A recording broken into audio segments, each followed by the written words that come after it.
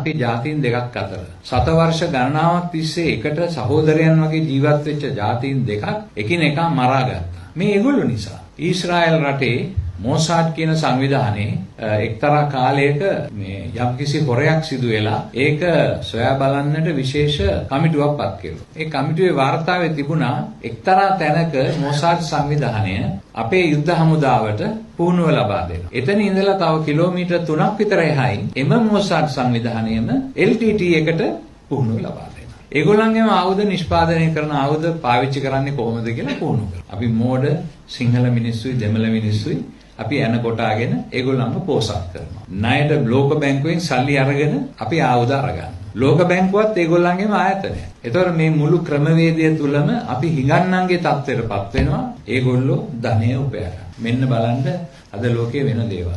මම විශ්වාස කරනවා මේ ISIS සංවිධානය කියන්නේ අන්න ඒ වැඩපිළිවෙලේ කොටසක් කියලා. මේකට ඉස්ලාම් ජාතිකයන්ව සම්බන්ධ කිරීම වැරදි. ඉස්ලාම් ආගම තුල මෙහෙම දෙයක් කරන්න අවසර දෙන්නේ නැහැ. මේ සාමකාමී සහෝදරත්වයෙන් ජීවත් විය යුතු ආගමක්.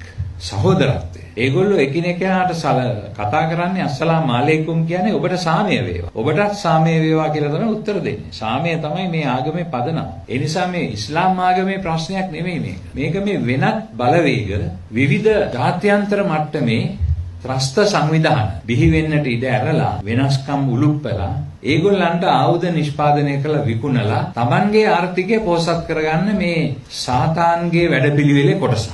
ඉස්ලාම් ධර්මයේ තියෙන අභියෝගය යන්නේ ඒකයි. ඉස්ලාම් ධර්මයේ අදහන අයට ලොකු යුතුයකමක් තියෙනවා. මෙන්න මේ අන්තවාදයට ඉඩ නොදෙන්න.